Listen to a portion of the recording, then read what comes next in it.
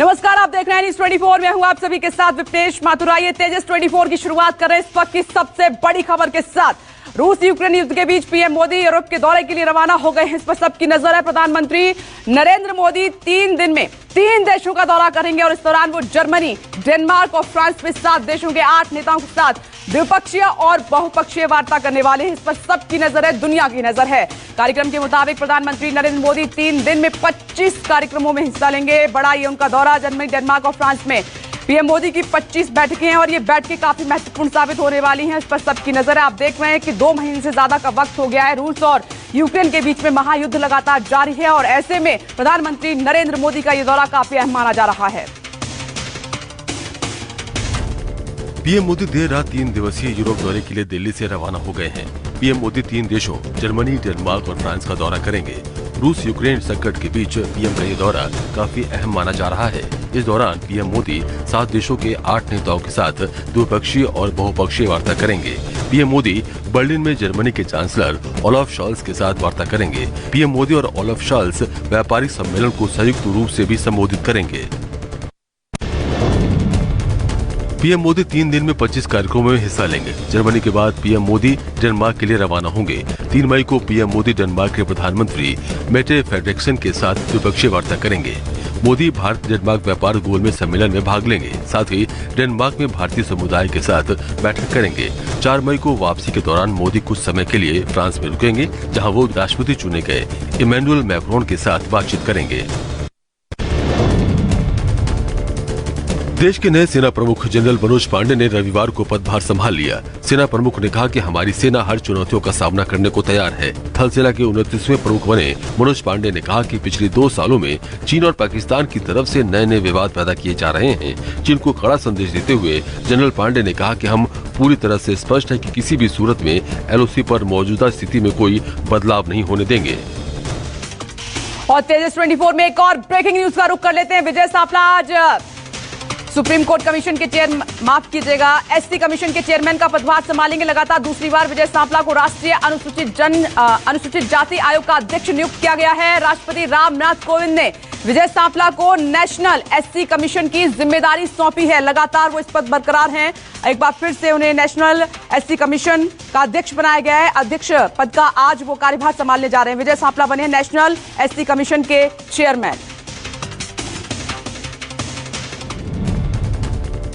विजय सांपला दूसरी बार आज national SC commission के चेयरमैन का पदभार संभालेंगे। राष्ट्रपति रामनाथ कोविंद ने 27 अप्रैल को विजय सांपला को राष्ट्रीय अनुसूचित जाति आयोग का अध्यक्ष नियुक्त किया था। विजय सांपला पंजाब की राजनीति में एक बड़ा दलित चेहरा हैं, जो कि पहले केंद्रीय मंत्री, होशियारपुर लोकसभा सीट से बीजेपी सांसद रह चुके हैं। वे पंजाब के बीजेपी के अनुसूचित जाति मोर्चा के प्रदेश अध्यक्ष और प्रदेश बीजेपी के महामंत्री भी रह चुके हैं। हैदराबाद की उस्मानिया यूनिवर्सिटी में राहुल गांधी के दौरे को लेकर माहौल गरमाया हुआ है। 6 और 7 मई को राहुल गांधी तेलंगाना में कई जनसभा को संबोधित करेंगे। राहुल गांधी 6 मई को वारंगल जाएंगे और 7 मई को उस्मानिया यूनिवर्सिटी में छात्रों को संबोधित करने का कार्यक्रम था, लेकिन वाइस चांसलर ने इसकी इजाजत नहीं दी, जिसके बाद एनएसयूआई ने एडमिन बिल्डिंग के बाहर प्रदर्शन किया, जिसके बाद पुलिस ने 18 लोगों को हिरासत में लिया है। इधर एनएसयूआई राहुल गांधी के कार्यक्रम को इजाजत देने की मांग पर अड़ी है। त्रिपुरा के पूर्व मंत्री और कांग्रेस नेता सुदीप राय बर्मन पर हुए हमले के बाद त्रिपुरा की सियासत गरमाई हुई है। इधर सीएम बिप्लब देब ने डीजीपी से बात कर आरोपियों के खिलाफ कड़ी कार्रवाई करने के निर्देश दिए हैं। त्रिपुरा पुलिस का कहना है कि मामले में एक आरोपी को गिरफ्तार किया गया है। अगरतला में पूर्व मंत्री सुदीप राय पर उस समय हमला हुआ जब वे वकील से मिलने उनके घर गए थे। हमले में बर्मन बाल बचे हैं, जबकि उनका ड्राइवर और निजी गार्ड घायल हुआ। हमले से पहले बर्मन की एक कार के टायर को पंचर कर दिया गया था। पश्चिम बंगाल में एक बड़ा विमान हादसा टल गया। हालांकि तूफान की वजह से दुर्गापुर के अंडाल एयरपोर्ट पर लैंडिंग के दौरान विमान में सवार 40 यात्री जख्मी हो गए। विमान मुंबई से दुर्गापुर पहुंचा था। स्पाइस जेट के इस विमान में 185 लोग सवार थे। दुर्घटनाग्रस्त होने से बाल बचे विमान में तेज झटके की वजह से यात्री जख्मी हुए। काजी नजरुल एयरपोर्ट प्रशासन के मुताबिक जख्मी यात्रियों में से किसी को गंभीर चोट नहीं है। आगे बढ़ते हैं, एक और बड़ी खबर का रुख कर लेते हैं। पटियाला हिंसा के मास्टरमाइंड पर मान सरकार का शिकंजा कसा है। कोर्ट ने बरजिंदर परवाना को 4 दिन की पुलिस रिमांड पर भेजा है। पटियाला हिंसा का मास्टरमाइंड है बरजिंदर परवाना, अभी इसी को ही मास्टरमाइंड माना जा रहा है। मास्टरमाइंड बरजिंदर पर पटियाला में हिंसा भड़काने का आरोप है। आपने देखा था कि पटियाला में दो गुटों में आपसी झड़प हुई, जिसके बाद माहौल तनावपूर्ण हुआ था। इसमें कुछ लोग जख्मी भी हुए थे। तभी से पुलिस को मुख्य जो साजिश करता है, आरोपी है, उसकी तलाश थी। बरजिंदर परवाना एयरपोर्ट से गिरफ्तार किया गया है। उसको रिमांड पर लेकर अब तमाम जो राज हैं, किसने साजिश रची, क्या मकसद था, वो सब उगलवाए जाएंगे। ये बड़ी खबर एक और। पंजाब के पटियाला शहर में हिंसा भड़काने के मुख्य आरोपी बरजिंदर परवाना पर पुलिस का शिकंजा कस गया है। गिरफ्तारी के बाद परवाना को स्थानीय कोर्ट में पेश किया गया। अदालत ने बरजिंदर को 4 दिन की पुलिस रिमांड पर भेज दिया है। पुलिस ने बरजिंदर सिंह परवाना को मोहाली से गिरफ्तार किया था। मुख्य आरोपी बरजिंदर सिंह को हिंसा का साजिशकर्ता माना जा रहा है। पटियाला में शुक्रवार को काली माता मंदिर के बाहर दो समूहों के बीच एक रैली में तलवारें लहराने और पथराव करने के बाद तनाव भड़क गया था। रेत खनन मामले में मनी लॉन्ड्रिंग को लेकर प्रवर्तन निदेशालय के शिकंजे में फंसे राज्य के पूर्व मुख्यमंत्री चरणजीत सिंह चन्नी के भांजे भूपिंदर सिंह हनी को कोर्ट से राहत नहीं मिली है। आज जालंधर के जिला कोर्ट में जमानत याचिका पर सुनवाई होगी। ईडी के अधिकारियों ने हनी के घर से 10 करोड़ रुपए कैश बरामद किए थे। पूछताछ में हनी ने माना था कि उसने पैसे लिए थे। ये पैसे खनन माफिया के लोगों से खनन विभाग में अधिकारियों के तबादलों और पोस्टिंग के लिए वसूले गए थे। अब आगे बढ़ते हैं, एक और बड़ी खबर का रुख कर लेते हैं। नवनीत राणा और रवि राणा की जमानत पर आज फैसला संभव है। मुंबई सेशंस कोर्ट जमानत याचिका पर सुनवाई करेगा। ये इस वक्त की बड़ी खबर आपकी टीवी स्क्रीन पर। नवनीत और रवि राणा लगातार जमानत के लिए कोशिशें कर रहे हैं, लेकिन हर बार उनको झटका लगा है। सुबह 11 बजे जमानत पर सुनवाई करेगा कोर्ट। देखना होगा कि आज उनको राहत मिल पाती है या फिर नहीं। शनिवार को कोर्ट ने दोनों की जमानत पर सुनवाई की थी। बता दें कि मुंबई में सीएम आवास के बाहर हनुमान चालीसा का ऐलान करने के बाद नवनीत और रवि राणा को गिरफ्तार किया गया था। राजद्रोह का केस उन पर दर्ज है और उसके बाद से हाई कोर्ट से झटका लगा। सेशन कोर्ट से उनको काफी उम्मीद है। लगातार सुनवाई चल रही है, लेकिन अभी तक राहत नहीं। देखते हैं कि आज फैसले में क्या कुछ सामने निकल कर आता है। हनुमान चालीसा विवाद मामले में गिरफ्तार चल रहे नवनीत और रवि राणा की जमानत को लेकर मुंबई कोर्ट की स्पेशल एमपी एमएलए कोर्ट में दोनों पक्षों की दलीलें पूरी हो चुकी हैं। शनिवार को इस मामले में दोनों की जमानत पर सुनवाई हुई। अब कोर्ट इस मामले में आज फिर सुनवाई करेगा और उनकी जमानत याचिका पर फैसला सुनाएगा। अमरावती जिले के सांसद नवनीत राणा और उनके पति रवि राणा फिलहाल पुलिस की कस्टडी में हैं। आपको बता दें कि राणा दंपति पर राजद्रोह का केस भी लगाया गया है। एमएनएस चीफ राज ठाकरे ने औरंगाबाद रैली में हुंकार भरकर एक बार फिर से मस्जिदों से लाउडस्पीकर हटाने का मुद्दा उठाया। राज ठाकरे ने कहा कि 3 मई को ईद है, यदि इसके बाद भी लाउडस्पीकर नहीं उतारे गए तो एमएनएस कार्यकर्ता जगह जगह मस्जिद के सामने दोगुनी आवाज में हनुमान चालीसा का पाठ करेंगे। अल्टीमेटम खत्म होने के 2 दिन पहले राज ठाकरे ने औरंगाबाद की सभा में पूरी ताकत से लाउडस्पीकर का मुद्दा उठाया। औरंगाबाद रैली में राज ठाकरे ने एनसीपी प्रमुख शरद पवार पर भी हमला बोला है। राज ठाकरे ने कहा कि आज घर जाइए और यूट्यूब पर देखिए कि क्या कभी पवार साहब ने छत्रपति शिवाजी के बारे में बोला है। शरद पवार ने कभी भी शिवाजी के बारे में नहीं बोला, वो नास्तिक हैं। राज ठाकरे ने कहा कि हम जात पात नहीं देखते हैं, आपकी राजनीति ध्रुवीकरण की है। एनसीपी के महाराष्ट्र में आने के बाद जाति की राजनीति शुरू हुई है। पवार साहब, आप जाति जाति में जो दूरी पैदा कर रहे हैं, उससे दूरी पैदा हो रही है। एनसीपी ने जाति की राजनीति करने के राज ठाकरे के आरोप को खारिज करते हुए कहा कि मनसे अध्यक्ष किसी भी मुद्दे पर कभी एक राय नहीं रखते। राज ठाकरे 3 से 4 महीने सोए रहते हैं और अचानक भाषण देने के लिए जाग जाते हैं, ये उनकी खासियत है। एनसीपी प्रवक्ता महेश तापसे ने कहा कि राज ठाकरे बीजेपी की भाषा बोल रहे हैं। राज ठाकरे का 4 तारीख को लेकर दिया गया बयान राज्य में शांति भंग करने का प्रयास है। आम आदमी पार्टी की नेता प्रीति शर्मा मेनन ने एमएनएस प्रमुख राज ठाकरे के औरंगाबाद में दिए भाषण को लेकर मुख्यमंत्री उद्धव ठाकरे से उन पर कार्रवाई की मांग की है। प्रीति का कहना है कि उनके भाषण से राज्य में कानून व्यवस्था बिगड़ने और शांति भंग होने की संभावना है। राज ठाकरे ने कहा है कि अगर 4 तारीख को लाउडस्पीकर बंद नहीं हुए मस्जिदों में तो वो हनुमान चालीसा बजाएंगे। मुझे लगता है ये एक डायरेक्ट धमकी है, हमारे महाराष्ट्र स्टेट की शांति भंग करने का प्रयत्न है।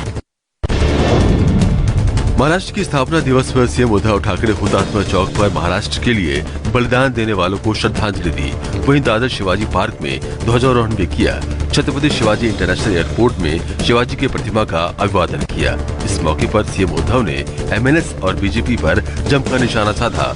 उद्धव ने राज ठाकरे का नाम लिए बिना ही कहा कि महाराष्ट्र में मराठी के बाद हिंदुत्व का खेल चल रहा है। सीएम उद्धव ठाकरे ने एक बार फिर से बीजेपी के साथ गठबंधन की संभावनाओं को खारिज किया है। उद्धव ठाकरे ने कहा कि उनके पीएम मोदी के साथ अच्छे संबंध हैं, लेकिन इसका मतलब ये नहीं कि गठबंधन हो जाए। उद्धव का ये बयान तब आया है जबकि उनके ऊपर हिंदुत्व को लेकर सवाल खड़े किए जा रहे हैं। वहीं उद्धव ने कहा कि केंद्र सरकार एजेंसियों का गलत इस्तेमाल कर रही है। उन्होंने कहा कि सीबीआई और ईडी जैसी एजेंसियों को जल्द ही महाराष्ट्र में भी उसी तरह विरोध का सामना करना पड़ सकता है जिस तरह से बंगाल में करना पड़ा। महाराष्ट्र के पूर्व सीएम देवेंद्र फडणवीस ने महाराष्ट्र दिवस पर छत्रपति शिवाजी को नमन किया। इस दौरान फडणवीस ने मुख्यमंत्री उद्धव ठाकरे पर जमकर निशाना साधा। फडणवीस ने कहा कि उद्धव ठाकरे महाराष्ट्र में हिंदुत्व की बात नहीं करते हैं। उन्होंने कहा कि कुछ लोगों को लगता है कि वही महाराष्ट्र है और उनका अपमान मतलब महाराष्ट्र का अपमान। फडणवीस ने कहा कि न तुम हिंदुत्व हो और न ही तुम महाराष्ट्र हो। AIMIM अध्यक्ष असदुद्दीन ओवैसी ने महाराष्ट्र के नांदेड़ में कहा कि देश में मुसलमानों के खिलाफ हवा बहाई जा रही है और हिंदुत्व को लेकर सभी पार्टियों में होड़ मची है। राज ठाकरे के मुद्दे पर उन्होंने कहा कि ये दोनों भाइयों की लड़ाई है। पूरे भारत में हमारे वतन अजीज में मुसलमानों के खिलाफ एक नफरत की फिजा पैदा किया है। ये तो उनके भाई से पूछना, ये दोनों भाइयों का झगड़ा है। चिराग पासवान बिहार में इफ्तार पार्टी में सीएम नीतीश कुमार के पैर छूते देखे गए हैं, जिस पर उन्होंने सफाई दी है। चिराग पासवान ने कहा कि वे नीतीश कुमार का सम्मान करते हैं। उन्होंने कहा कि उनकी सीएम नीतीश से कोई व्यक्तिगत दुश्मनी नहीं है, वे सिर्फ उनकी नीतियों का विरोध करते हैं। चिराग पासवान ने कहा कि सीएम नीतीश और उनके पिता रामविलास पासवान ने कई सालों तक साथ काम किया। उन्होंने कहा कि सीएम नीतीश की एक साथ निश्चय योजना आज तक सफल नहीं हो पाई है, जिसका वे हमेशा विरोध करते रहेंगे।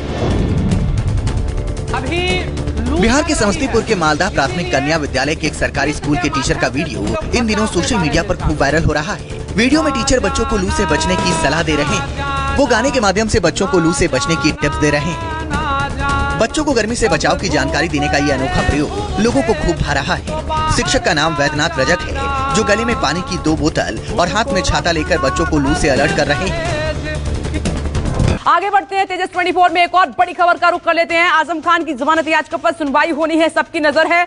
सुप्रीम कोर्ट में सुबह 10 बजे के बाद ये सुनवाई होगी। बता दें कि शत्रु संपत्ति केस में एसपी नेता आजम की जमानत याचिका पर सुनवाई होने जा रही है। बता दें कि 2019 से अब तक आजम पर 72 केस दर्ज हुए हैं, जिनमें से शत्रु संपत्ति को छोड़ 31 मामलों में उन्हें बेल मिल चुकी है। अब देखते हैं कि इस मामले में आजम खान को राहत मिलती है या फिर नहीं होती है। सुप्रीम कोर्ट 10 बजे के बाद इस मामले में सुनवाई करने जा रहा है।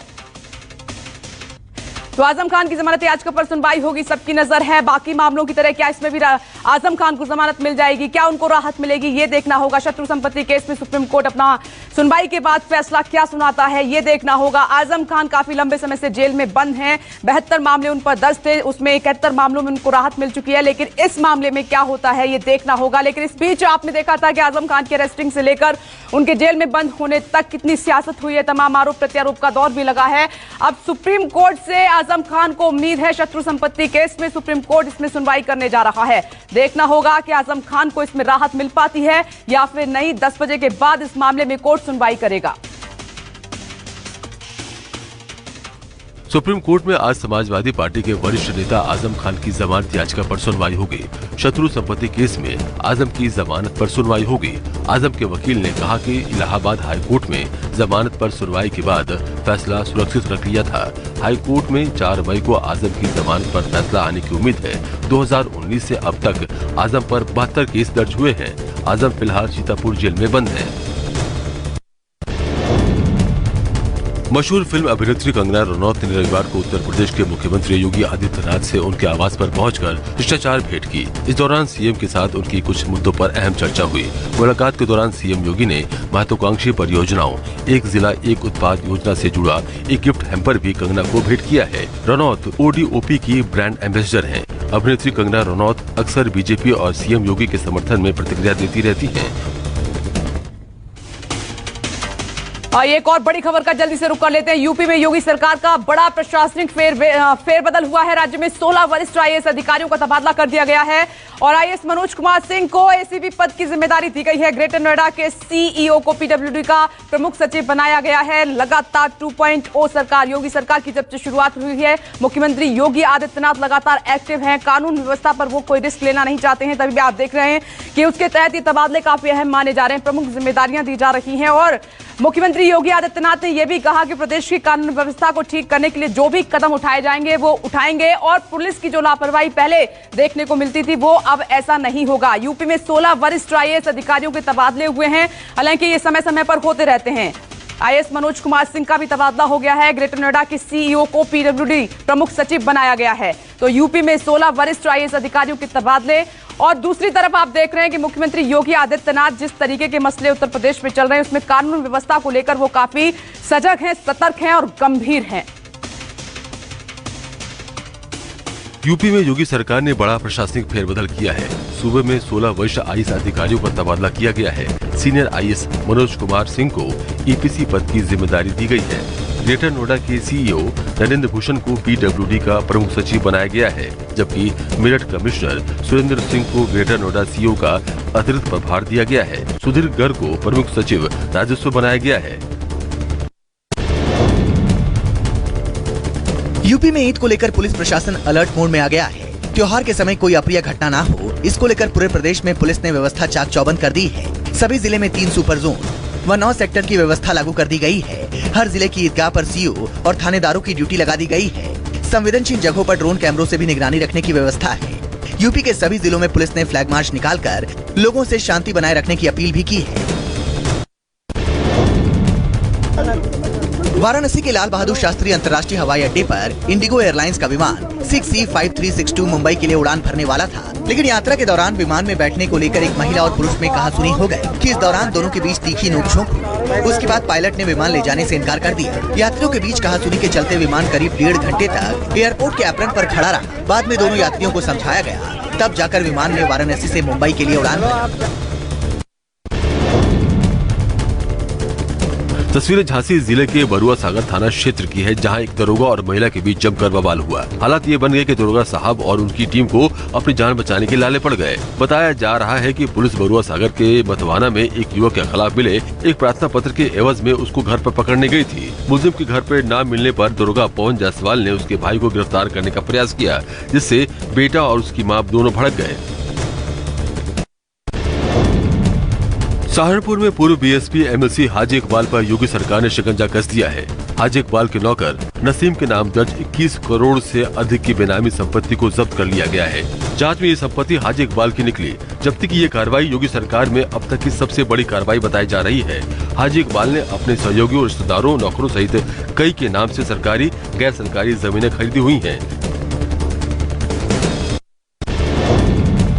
बांदा दौरे पे आए कैबिनेट मंत्री जयवीर सिंह की तबीयत खराब होने से अफरा तफरी मची रही। कैबिनेट मंत्री जयवीर सिंह को शनिवार रात गेस्ट हाउस में जहरीले कीड़े ने काट लिया था, जिससे उनकी हालत बिगड़ने लगी। रात भर अस्पताल में अधिकारियों का जमावड़ा रहा। सुबह 6 बजे उन्हें अस्पताल से छुट्टी दे दी गई।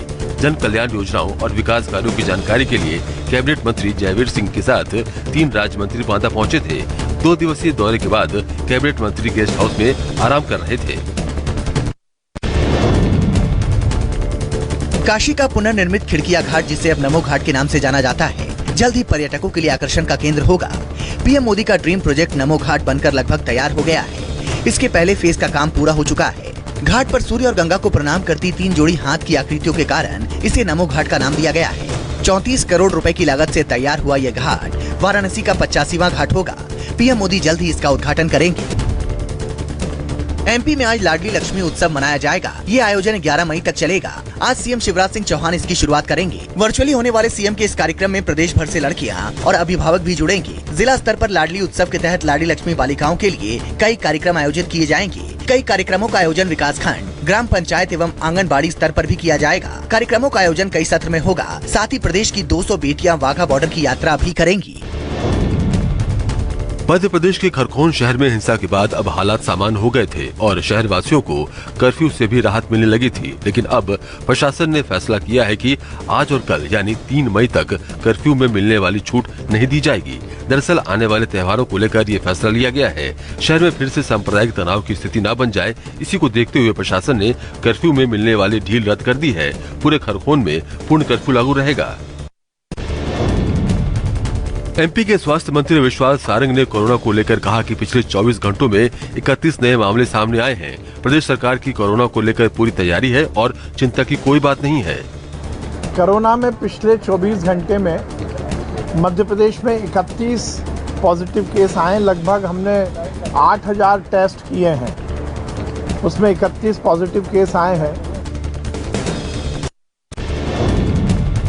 मुख्यमंत्री भूपेश बघेल ने श्रमिक दिवस के अवसर पर रायपुर स्थित अपने आवासीय कार्यालय से बटन दबाकर मुख्यमंत्री मितान योजना का शुभारंभ किया। बिलासपुर निगम सहित प्रदेश के सभी 14 निगम क्षेत्रों में प्रथम चरण में ये योजना लागू हो गई है। योजना के अंतर्गत नियुक्त मितान नागरिकों को 13 प्रकार की सेवाएं उनके घर तक पहुंचाकर उपलब्ध कराएगी। बिलासपुर में पहले ही दिन 3 मितान भी कर दिए गए हैं। तेजस 24 में आगे बढ़ते इस वक्त की एक और ब्रेकिंग न्यूज का रुख कर लेते हैं। दिल्ली में फिर बेकाबू हुई है कोरोना की रफ्तार। 24 घंटे का आंकड़ा आपके सामने 1485 नए मामले सामने आए। 1485 नए मामलों की पुष्टि हुई है, जिसके बाद दिल्ली में कोरोना संक्रमण दर 4.89% तक पहुंच चुकी है। वहीं दिल्ली में एक्टिव मरीजों की संख्या बढ़कर 5716 हो गई है। देखिए, पूरे देश की बात करें तो सबसे ज्यादा अगर कोरोना के मामले कहीं पर आ रहे हैं सामने तो वो है देश की राजधानी दिल्ली। रोजाना 24 घंटे का ये आंकड़ा है कि 1000 से ज्यादा यानी कि 1500 के आसपास नए मामलों की पुष्टि हो रही है। कोरोना जो संक्रमण दर है वो आप देख रहे हैं, दिल्ली में बेकाबू हो रही है कोरोना की रफ्तार। ऐसे में न्यूज 24 लोगों से अपील करता है, ये गर्मी का भी मौसम है, इधर कोरोना भी पैर पसार रहा है, तो आप अपना और अपनों का बहुत ख्याल रखिएगा। मास्क का इस्तेमाल आप करें, सोशल डिस्टेंसिंग का पालन करें और सरकार की तरफ से जो गाइडलाइंस हैं उनका भी पालन करें। 24 घंटे का अपडेट न्यूज 24 आपको बता रहा है। कोरोना संक्रमण दर 4.89% तक पहुंच चुकी है। दिल्ली में फिर से कोरोना की रफ्तार बेकाबू होती हुई नजर आ रही है। 24 घंटे में कोरोना के 1485 नए मामले मिले हैं। 9 फरवरी के बाद ये सबसे ज्यादा एक्टिव केस माने जा रहे हैं। तो दिल्ली सरकार भी इस मामले में चिंतित है और लोगों से सहयोग करने की अपील भी की जा रही है। राष्ट्रीय राजधानी दिल्ली में कोरोना की तेज रफ्तार से दहशत पैदा होने लगी है, जहां पिछले 24 घंटों के दौरान 107 सक्रिय मामले बढ़ने के बाद इनकी संख्या 5716 हो गई है। हरियाणा में सक्रिय मामलों में 90% की वृद्धि हुई है। राज्य में इस समय 2528 सक्रिय मामले हैं। केरल में कोरोना वायरस के सक्रिय मामलों में 52 की कमी होने से इनकी संख्या 2810 हो गई है, जबकि 36 लोगों की मौत होने से मृतकों की संख्या बढ़ गई है। कोरोना संक्रमण के नए मामले में एक दिन पहले के मुकाबले कुछ कमी आई है। रविवार सुबह 8 बजे के आंकड़ों के अनुसार बीते 24 घंटे में 3324 नए मामले मिले हैं और 40 मौतें हुई हैं, जिनमें से 36 मौतें केवल केरल से हैं। शनिवार को 3688 केस मिले थे और 50 मौतें हुई थी। सक्रिय मामले बढ़कर 19092 हो गए हैं। इधर कोरोना के टीके लगवाने की संख्या बढ़ने से महामारी से मुकाबला करने में मदद मिल रही है। कोरोना संक्रमण के बढ़ते मामलों के बीच विशेषज्ञों की तरफ से एक बड़ी राहत की खबर आई है। भारतीय चिकित्सा अनुसंधान परिषद के मुताबिक कोरोना संक्रमण के मामलों में मौजूदा तेजी को महामारी की चौथी लहर नहीं ठहराया जा सकता है। जिला स्तर पर ही संक्रमण के मामले बढ़ रहे हैं, इसलिए ये नहीं कहा जा सकता कि देश चौथी लहर की तरफ बढ़ रहा है। कुछ क्षेत्रों में ही केस बढ़ रहे हैं, इसलिए ये नहीं कह सकते कि पूरा राज्य महामारी की चपेट में है। अस्पतालों में भर्ती होने वाले मरीजों की संख्या नहीं बढ़ रही है। आगे बढ़ते एक और बड़ी खबर का जल्दी से रुख कर लेते हैं। देश के कई हिस्सों में भीषण गर्मी का प्रकोप लगातार जारी है। केंद्र सरकार ने गर्मी को लेकर एडवाइजरी भी जारी की है। केंद्र ने राज्य सरकारों के लिए एडवाइजरी जारी की है। लू और गर्मी को लेकर जरूरी इंतजाम करने के लिए कहा है। स्वास्थ्य केंद्रों में जरूरी दवाओं की समीक्षा के निर्देश भी केंद्र सरकार की तरफ से राज्य सरकारों को दिए गए हैं, क्योंकि जिस तरीके से लू चल रही है, भीषण गर्मी पड़ रही है, इसमें लोगों का बुरा हाल है और उसमें तरह तरह की बीमारी भी लगातार फैल रही है। इसलिए केंद्र सरकार ने राज्य सरकारों को एडवाइजरी जारी की है। लू और गर्मी में खास तौर पर इंतजाम किए जाएं। स्वास्थ्य केंद्रों में दवाओं की समीक्षा की जाए कि वहां पर पर्याप्त दवाएं मौजूद हैं या नहीं है, डॉक्टरों की संख्या कैसी है, नर्सेस का स्टाफ कैसा है। ये तमाम निर्देश इसमें दिए गए हैं ताकि अगर कोई बीमार पड़ता है तो उसको ज्यादा दिक्कत ना हो। अगर स्वास्थ्य केंद्र पर पहुंचता है तो वक्त पर उसको ट्रीटमेंट मिल जाए, इलाज मिल जाए। तो केंद्र ने राज्य सरकारों को एडवाइजरी जारी करते हुए, क्योंकि भीषण गर्मी है, लू का भी प्रकोप है, ऐसे में लोगों की हालत बहुत खराब है। 45+ पारा है, ऐसे में आप सोचिए कि क्या स्थिति है। तो एडवाइजरी ऐसे में काफी अहम हो जाती है। देश में बढ़ती गर्मी और लू ने सरकार की चिंता बढ़ा दी है। केंद्र ने राज्यों और केंद्र शासित प्रदेशों के लिए एडवाइजरी जारी की है और कहा है कि बढ़ते तापमान और लू के मद्देनजर जरूरी इंतजाम किए जाएं। केंद्र सरकार ने राज्यों और केंद्र शासित प्रदेशों से अनुरोध किया है कि स्वास्थ्य केंद्रों में जरूरी दवाओं की समीक्षा की जाए। साथ ही कहा कि पीने के पानी की पर्याप्त सप्लाई होनी चाहिए। देश में कई हिस्सों में मई में भी गर्मी का कहर जारी है। बीते अप्रैल महीने की गर्मी ने सारे रिकॉर्ड तोड़ दिए हैं। मौसम विभाग का कहना है कि देश में पिछले 122 सालों में इस तरह की गर्मी नहीं पड़ी है। IMD के मुताबिक दक्षिण भारत को छोड़कर देश के बाकी हिस्सों में तापमान काफी ज्यादा रहने के आसार हैं। इस दौरान तापमान दिन के साथ ही रातों में भी सामान्य से ज्यादा ही रहेगा। भीषण गर्मी के चलते बिजली की मांग भी काफी बढ़ गई है। देश के उत्तर पश्चिमी इलाकों में गर्म हवा के कम होने के आसार हैं। मौसम विभाग के मुताबिक इससे कई इलाकों में तापमान 3 से 4 डिग्री तक गिर सकता है। IMD के मुताबिक हिमाचल प्रदेश, पंजाब, हरियाणा, चंडीगढ़, दिल्ली, दक्षिणी यूपी, कच्छ और पूर्वी राजस्थान में लू का प्रकोप कम होगा। 4 मई के आसपास दक्षिण अंडमान सागर और उससे सटे इलाकों में एक चक्रवाती हवाओं का क्षेत्र बनने की संभावना है। ओडिशा में भीषण गर्मी को देखते हुए सभी स्कूल अब सुबह 6 बजे से खुलेंगे।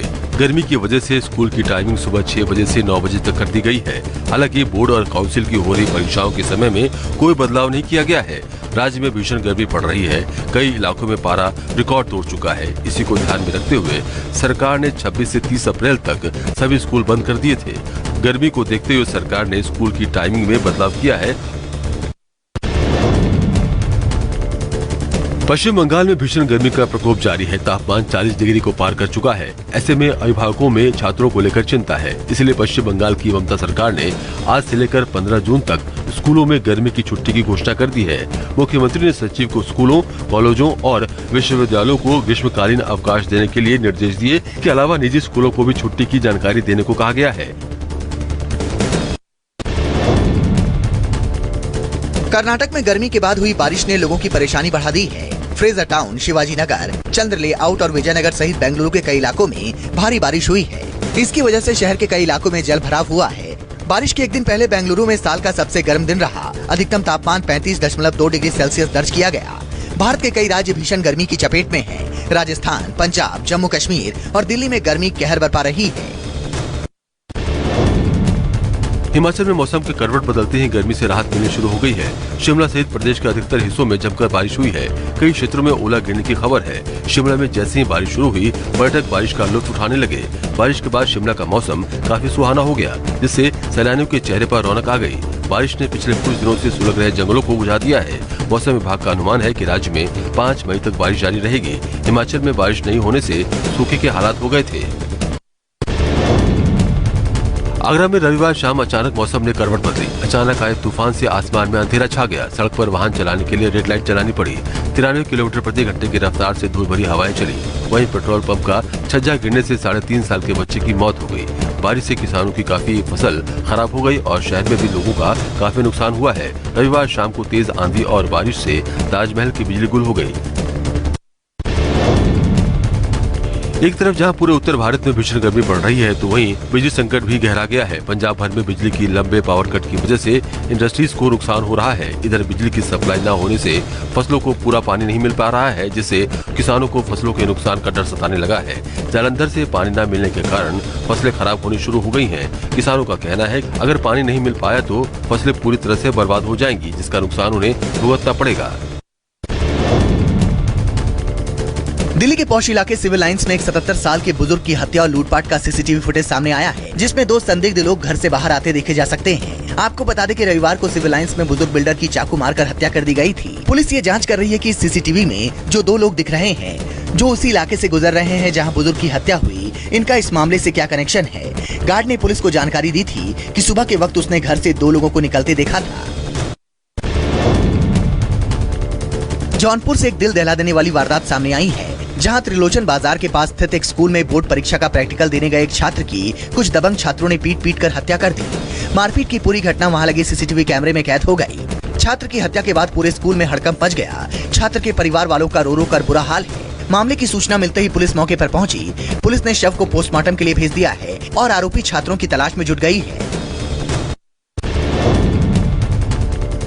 नोएडा के बार हत्याकांड मामले में सीसीटीवी फुटेज सामने आया है। सीसीटीवी फुटेज में साफ दिख रहा है कि कैसे बार का स्टाफ ब्रिजेश के सर पर मुक्का मारता है और जब वो गिर जाते हैं उसकी सभी मिलकर पिटाई करते हैं। ब्रिजेश की ऑटोप्सी रिपोर्ट में भी इसी बात का खुलासा हुआ है कि उसकी मौत सिर में चोट लगने और पेट में तरल पदार्थ पाए जाने की वजह से हुई है। मामले में पीड़ित की पत्नी ने कहा था कि कोई किसी को इतना कैसे मार सकता है कि उसकी मौत हो जाए।